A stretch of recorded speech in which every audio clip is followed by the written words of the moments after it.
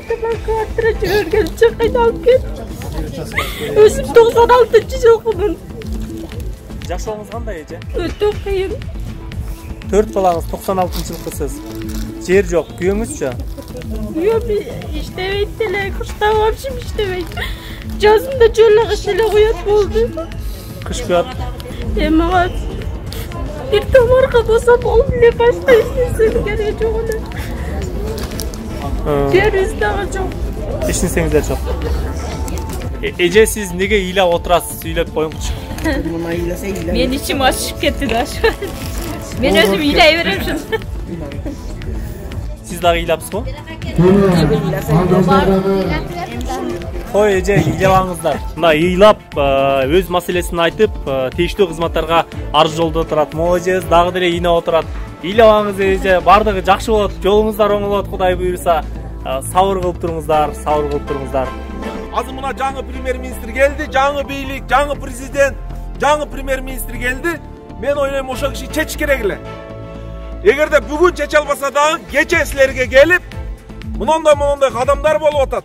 Кудайым буйрса, мунун күнү иш башталат деп койсо, мунунчалыгын эл бул жерге бир зар какшап чыкпайт эле. Келесиңер, одаңарды бересиңер, чечпейсиңерби? Мына чече турган убакыт келди, урматтуу Садыр Кожоев. Сизди эмне максаттар менен алып келгенбиз? Сизди эмнелер деген? Көкжардын эли же Нокаттын эли Кудайдын куртун урдап турбуз. Жолу жок премьер. Неге жолу жок премьер деп жазып койдуңуздар? Жолду оңго берсин бизге. Батпайбыз үйгө, катын киши көбөйгөндө уруш көбөйөт. Тендерлердеги маселени билесиздер алар. Бийлик кеткенде ошо аркасынан жанагы туугандардын тендерлери менен иш козголуп эле жатып калат, анан качып кетет. Кайра карасаң бир жылдан келип алат. Акчаны бекитип жеп алат. Мына балалар ушул нерсеге мен айта кетет элем. Бие жалтырап тастар, мен турам го. Мен турам. Жатылган жок. Өз да тербей, сиз да тербей. Ушул нерсени чексин. Чексинби? Çeksin! Pремьер-министр gelsin! Pремьер-министр gelsin! Maripov gel bizdin ayılga. Özün kelip ko'rib kel. Jolga mashinani haydab kel. Kim?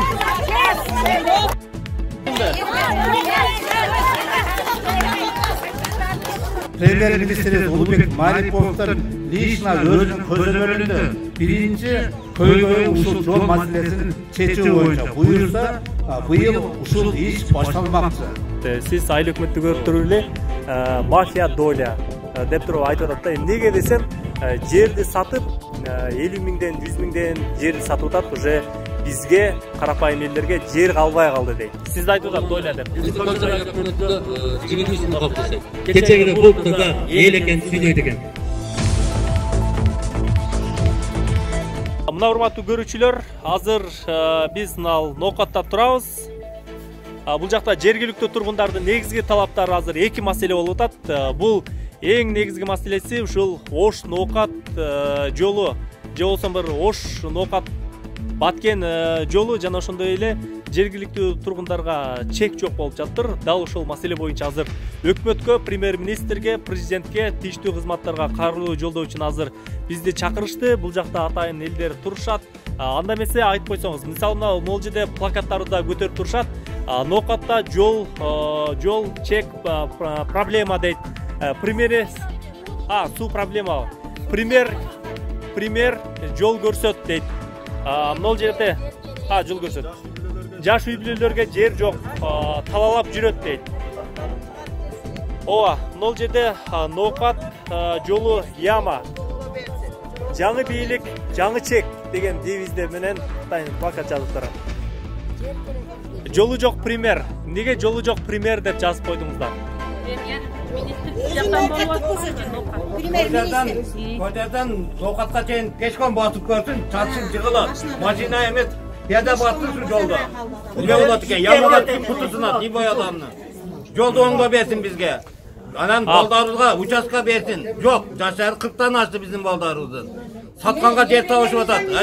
Биздин балдарга жер участка бербей атат. Сатып эле атышат. Ондон 20дан участка алган адамдар бар. Биздин балдарга бирден участка жок. Жолу жок премьер деп неге жазып койдуңуздар дейм да? Endi yolumuz jamon bo'lsa jazabız da nima deydi. Noqatın yolu shunday bo'lsa. Ошон үчүн оңдоп берсин деп атасыздар да. Ушундай кайрылуулар бар экен, жолу жок пример деген жазуусу бар. Андан тышкары жаштарга жер керек дейт. Жер керек, э? Үчтөдөн баласы бар, тамакка жок, бардыгы бир үйдө отурат. Барып текшерип көрсүн ишенбесе. Bir uyda 3 gelinim var. Aldı 3 bala, arkası 2 baladan bolup kaldı. Yer uşulga çeyin berbeydi. Kaçan tamarka berbeydi. O söze kirgenden başlap başkalar alıp büttü. Bizge berbeydi. Uşulmayan aytarındağı. Azı bir yıla batmaya kaldık bu şey.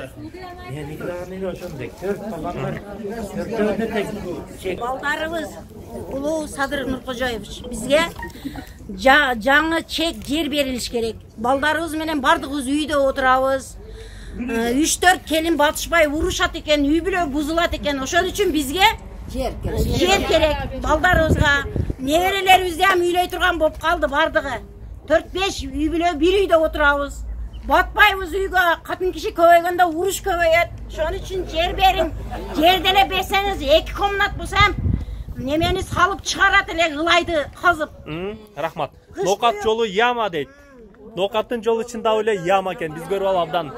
Жана премьер-министр Улукбек Марипов сиздерден өтүнүп кетебиз.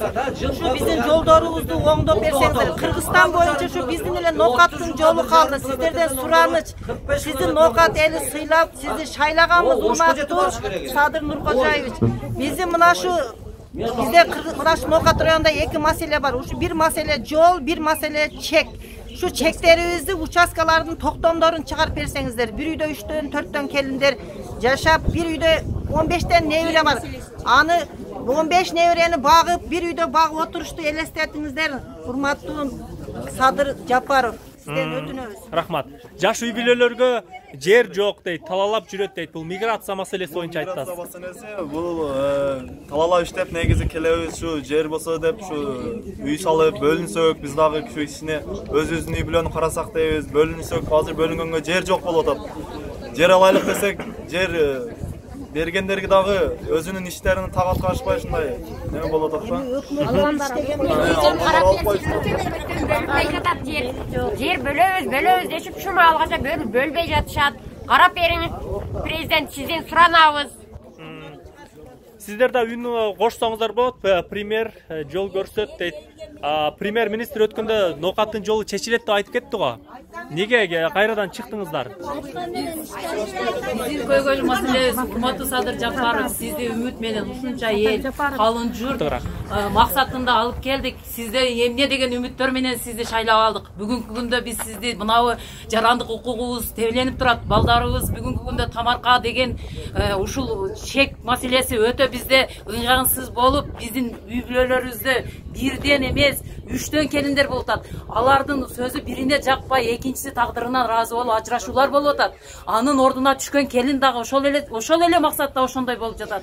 Бул эмне деген көрүш? Урматтуу Садыр Кожоев, Жапар, мына премьер-министр, сиздер дагы мунушуну туз кабыл алыңыздар. Элдин маселеси бүгүнкү күндө мына чиркелип чыккан болсо, бир илгертен айтылып келген сөз бар. Бир казанда 2 баш кайнабайт деген сөз бар. Кайнабай жаткандан кийин сиздер ушул маселелерди даана, таамай, такай чечип бериңиздер. Ал жерде бизди угуп жаткан болсоңуздар, бүгүнкү биздин маселебиз мына тамарка болгон болсо, экинчи маселебиз мына таш жолдор, аңгыр жолдор. Машиналар бир балону жарылып келет. Бирөөсүндө бар болсо, экинчисинде жок, каражаты ошол дөңгөлөк жарылган болсо, ошол бир айлап жатып калат. Анткенде ошол ээси бир айлап балдарыны багат. Эмне деген бул көрүнүштөр болуп жатат. Биз өкмөтүбүзгө шылтоо болойлу десек, өкмөтүбүз бүгүн больницаларды куруп жатат. Биз эмне кимге, биз Садыр Жапаров мына сизге кайрылуубузду туура түз таамай көрүңүз. Муну чече билиңиз. Бул элди бири сүйлөсө, бири сүйлөбөйт экен деген сөз менен четке какпаңыз. Сизди үмүттөр менен алып келдим. Ооба, премьер-министр кече эле келип, өткөндө эле айтып кетти, бул жакта жол маселесин чечебиз деп. Сабыр кылып турсаңыздар чечилет го. Биз сабыр кылып жатабыз. Биздин барып жаткан мынабы көйгөйлүү маселебиздер чындыкта түз жетеби, жетпейби? так ушул маселе ушул жерде болуп жатат. Угуңуздар, бүгүн биз ушунча эл чогулган болсо, тирилигибизден ашып келип чогулуп атабыз. Биз аңгыр жолдорубуз, тамаркаларыбыз, баары көйгөйлүү маселелердин бардыгы болуп жатат. Келесиңер, одаңарды бересиңер, чечпейсиңерби? Мына чече турган убакыт келди, урматтуу Садыр Кожоев. Сизди эмне максаттар менен алып келгенбиз? Сизди эмнелер деген, сиз керек болсо бизди сындагыла дегенсиз. Мына сындар күнүбүз ушул болсо керек. Муну да түз түшүнүңүз. Рахмат, сиздердин талабыңыздар да аткарылат деп ойлойм. Азыр могул жакта жергиликтүү тургундар келип отурат. Үн кошсоңуздар болот. Ким сүйлөйт? Ана жолдорду ham оюп коет дагы, оңдобой 1-2 ай тура берет. Ойгондон кийин сразу жамабайт. Өзү жамак болуп, 1000 жамак болуп бүткөн. Турусудан 1000 жамак кылып оюп туруп, оңдобойт. Качан 1-2 машина авария болуп өлмөйүнчө. Адыр оңдоп атат айда ямага чак. Эми да о качанда да оюп койгон. 3 марта оңдойт. Оштон Кызылкаяга чейин стратегический жолдордун бири да. Кыргызстан боюнча бир эле ушул жер калды. Биз Көкжардын эли, же Нокаттын эли Кудайдын куртун урдап турбуз. Эң жоош, ушунчалык сабырлуу калк экенбиз. Дайсык бар турат. Кычык айылдын ичиндеги баягы айылдын масштабындагы жолдор оңдолуп кетет. Неге стратегический жол оңдолбойт? Премьер да мына өзүнүн Нокаттан энди карар. Садыр Нуркожоев сизден суранып кетебиз. Жолду тамаканы чечип бериңиз. Чоң рахмат. Айылга бардык, жолдору ушундай тегиз экен. Эми рахмат, үндөрүңүздү угабыз азыр уюштуруучуларга. Сүйлөңүз. Мен 10 жылдан бери квартирада жашайм. 4 балам бар. Өзү арыздаш дегенбиз. Арызыбызды неме кылбай атат. Силердин немеңер жазылып аптыр, кана жоксуңар бу жерде деп кайра башынан арыз таштатты. Жериңиздер жок болуп атабы? Канча балаңыз бар? 4 балам бар. Балдар көп. Жашооңуз кандай эже? Өтө кыйын. Мынтип чыгышыңызга эмне себеп болду ушул? Квартира жибергенче кыйналып кетти. Өзүм 96-жылкымын. 4 балаңыз 96-жылкысыз. Жер жок, күйөөңүзчү? Күйөөм иштебейт деле, кышта вообще иштебейт. Жазында жолго иштеле коет болду. Кыш күйөт, бирок жашоо кыйын болуп кетти. Силерге жардам бере турган бирөө жарым барбы? Айнемем өзү зор эле жашайт. Алар дагы жакын эле үй салышкан өздөрүнө. Өздөрү дагы Казакстанда эле иштеп жүрүшкөн экен. Жакын эле өздөрүнө үй салышты, зорго анан кайнатам жакын эле өтүп кетти. Сиз не деп суранат элеңиз бийликтен? Сизге эмне кылып берсе, кандай жардамдар түзүп берсе деп ойлойсуз? Мага бир тамарка болсо болду эле, башка эч нерсе кереги жок эле. Жерибиз дагы жок. Эч нерсеңиздер жок. Күйөөңүз иштебейт. Мына балаңыз менен келдиңизби? Эң кичинекей балаңыз менен. Эже, сиз неге ыйлап отурасыз? Сүйлөп коюңчу. Мен ичим ачышып кетти да. Мен өзүм ыйлай берем шуну. Siz daha iyilepsiz mi? Koy eje iyilevanızlar. Yer yok. Üylengönler böyle öl desek yer yok. Üylene turgandardı böyle öl desek şart yok.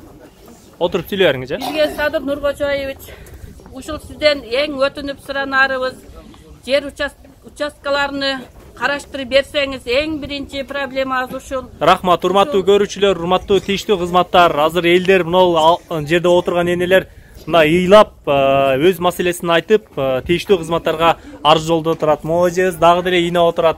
Ыйлабаңыз эже, бардыгы жакшы болот, жолуңуздар оң болот, Кудай буйруса. Сабыр кылып туруңуздар, сабыр кылып туруңуздар. Эми азыр уюштуруучуларга берсек, азыр сөздү. Урматтуу көрүүчүлөр, биз менен бирге болуп туруңуздар.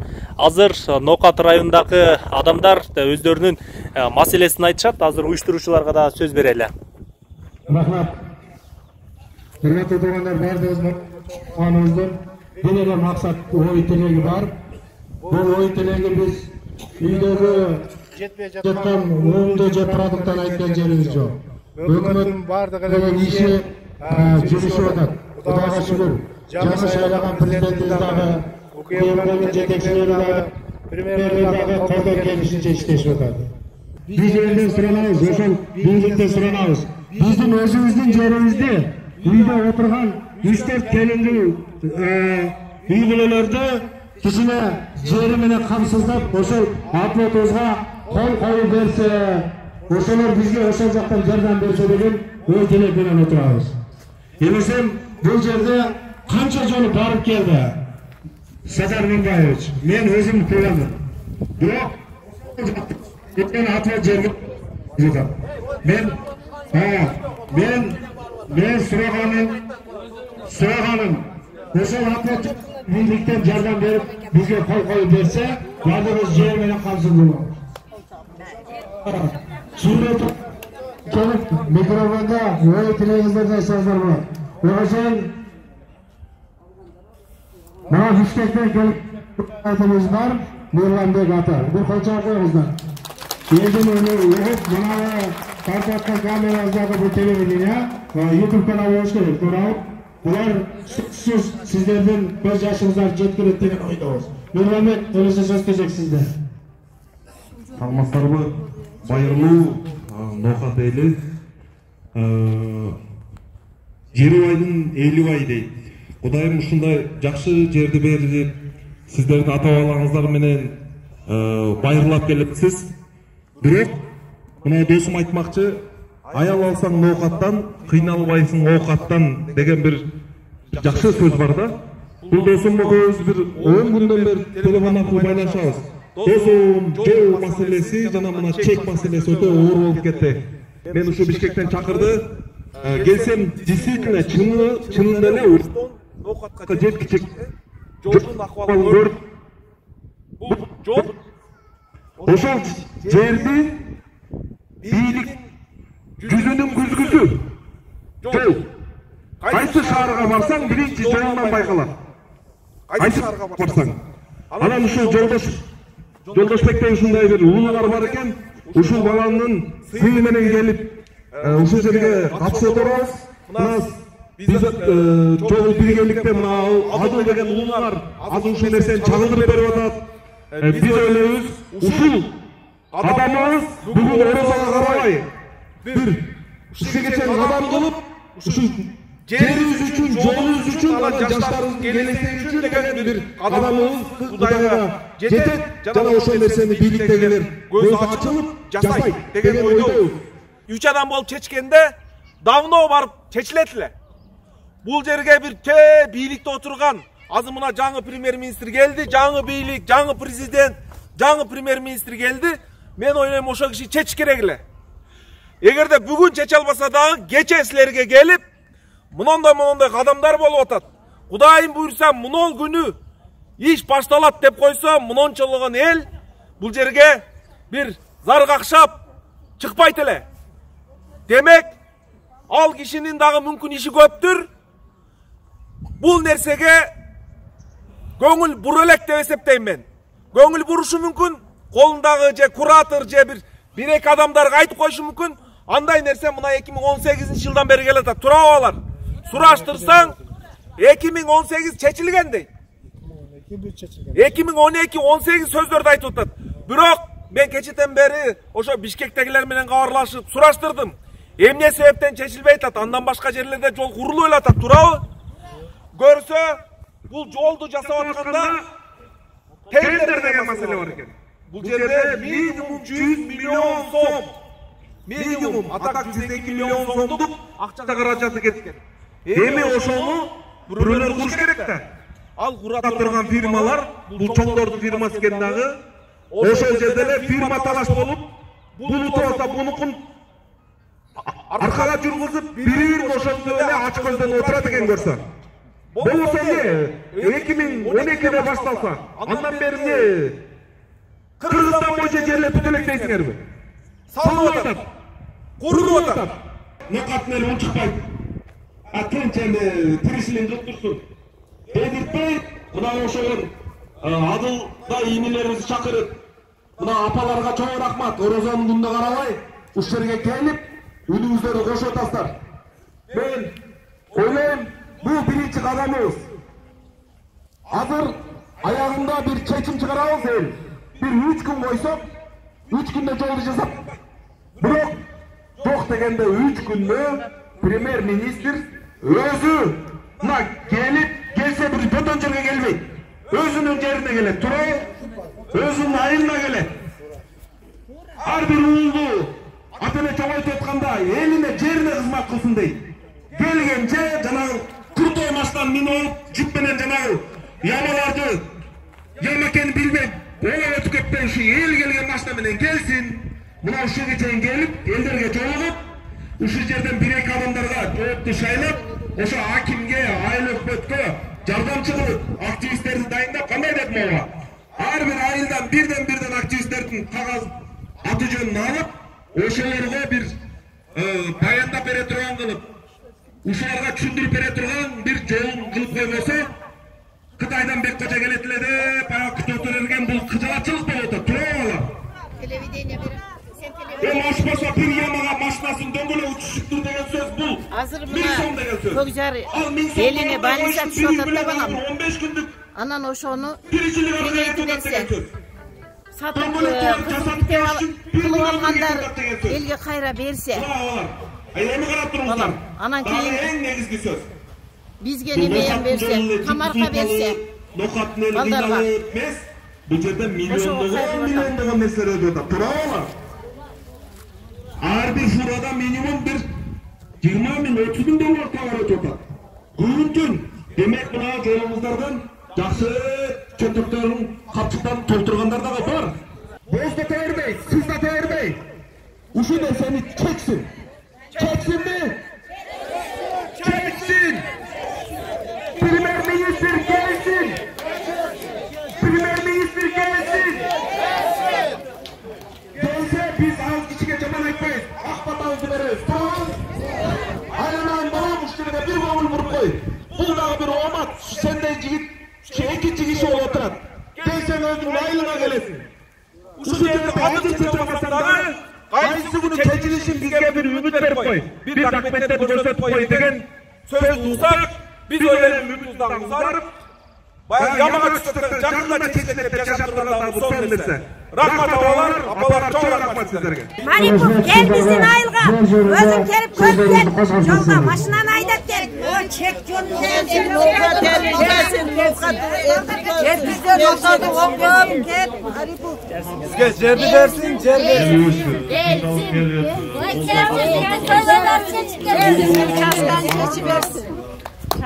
Жакшы тосоластары келсе, чай бересиздер. Çay veriңиздер.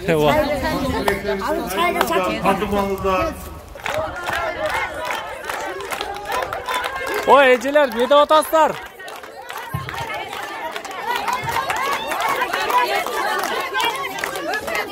Ким? Келсинби? Өкмөт келсин деп атасыздарбы?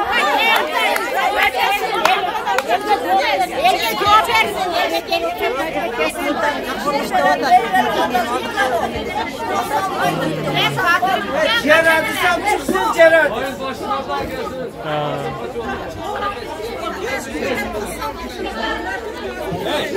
Hükümet korrupsiyaga moğolluq qilgan.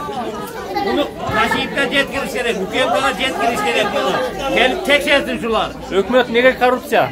Yerlerdi satdı. 20'dan 10'dan uçak kalganlarga satı vergen, bizge okşoğanlarga yok der. Tabi etsin der bizge. Ben hükümetke kirip aytkamın. Kaç tonga sattı? 30.000, 40.000, 50.000'den satı. Hazır 100.000'ge çıktı da otat nasıl? Geldi. Son dolar. Son da. Orada koyup verip ketsin dep. Tamamsarı. Peymer ketsin de birek bakırayakta kanat tarkayla. Ana olursa hayranın üstünde geçirse hayranın üstünde ileveristler. Kaçan bölgen geçecek, yol geçirgen geçecek. Birleştik mi? Peymer ketsin. Gelsin. Primer gelsin. Gelsin. Gelsin.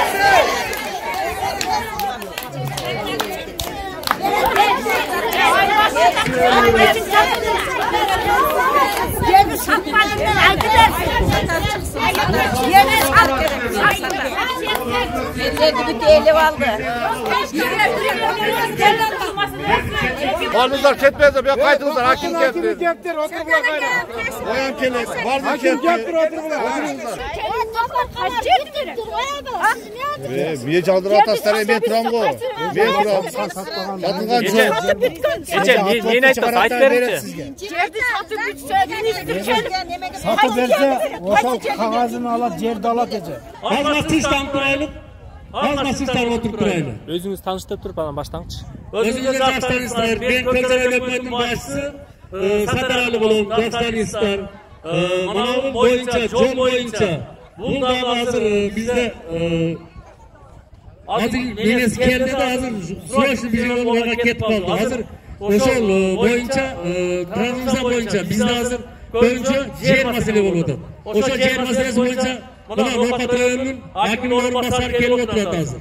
Азыр ушул баладагы бир сиздерге bir nemesi verip ketsin. Bana bugünkü günge çeyin. Sizler aytkanlardan 2 yıl 3 yıldan beri biz zaten jügül atağız. Endi biz özünüze körp taraslar. Köksaray hükümeti kanday bolup.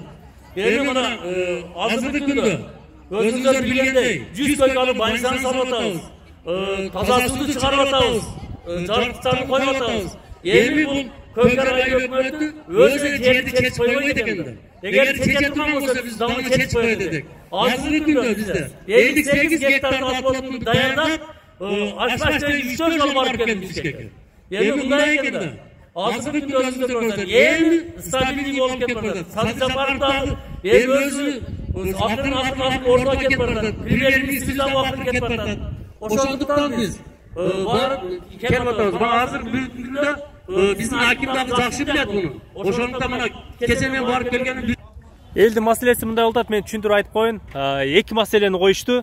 Биринчи жол маселесин айтышты. Ноокаттын жолдору яма ушулар качан бүтөт? Баткен Ноокаттын жолун. Андан тышкары жер маселеси деп атат. Негизи Ноокат району боюнча канча миң адам жашайт, канча миң адам жерге муктаж, жол качан чечилет? Кыска эле жооп берсеңиз. Assalamu alaikum. Hurmatly бүгүнкү Тынчтык митингинин катышуучулары. Сиздердин көтөрүп жаткан маселеңиздер негизинен орчундуу, өтө маанилүү нерсе. Чындыгында бизден мына Ош Исфана жолубуз болбой калды. Машина эмес, адам дагы мындай басканга болбой калды. Азыр биз жолдон келатканыбызда мына Чилисай көпүрөсү уже түшө баштады. Аны мына сиздер дагы көрсөңүздөр керек. Чындыгында эң көйгөйлүү маселелердин бири биздин жол маселеси. Бул жолду оңдойбуз деп Япония мамлекети гранттан утуп алган эле. Өзү баарыңыздарга белгилүү болгондой, былтыры коронавирус илдети чыккандыгына байланыштуу былтыры башталыш керек эле. Бул маселе көйгөй. Ошол эми буюрса, быйыл сентябрь, октябрь айында ушул маселе ишке ашмакчы болуп турат. Премьер-министр Улубек Мариповдун лично өзүнүн көзөмөлүндө биринчи көйгөй ушул жол маселесин чечүү боюнча буюрса, быйыл ушул иш башталмакчы.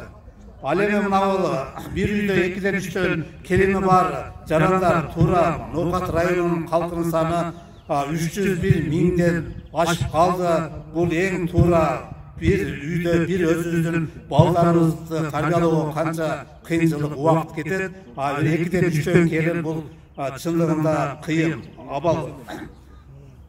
Бардык айыл өкмөттөр ушул элдерди турак жай менен камсыз кылуу боюнча арыздарды берди, документтерди корутундулардан бери жогору жакка бул документтер кеткен. Ошол маселе азыр өкмөт, премьер-министр өзү баш болуп ушул маселени элдерди турак жай менен камсыз кылуу максатында иштерди жүргүзүп жатат. Суроо берип айтып койсом, мен жеке Адыл Жолу өзүм журналист ютубермин. Азыр элдин атынан суроо берип атам. Мен азыр элден интервью алып жүргөндө мынтип айтып атышат. Сиз айыл өкмөттү көрүп туруп эле мафия доля деп туруп айтып атат да. Эмнеге десем, жерди сатып 50 миңден 100 миңден жерди сатып атат, уже бизге карапайым элдерге жер калбай калды дейт. Негизи жер сатуу фактысы болуп атабы, анан кийин канча миң адам жерге муктаж болуп турат. Алардын маселеси качан чечилет? Жер барбы негизи бөлүп бергенге? Сиз айтып атат доля деп. Азыркы күндө бизде депутаттар 4760 адамдын арызы турат. Ар бир адамдар тапшырган документтерин колунда билдирүү менен турушат.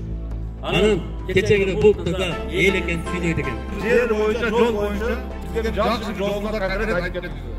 Саттың ошо тамар калады. Сен Muratка шилтейсиң. Murat'ın качат аяка карап. Кудай кааласа мына аким билет.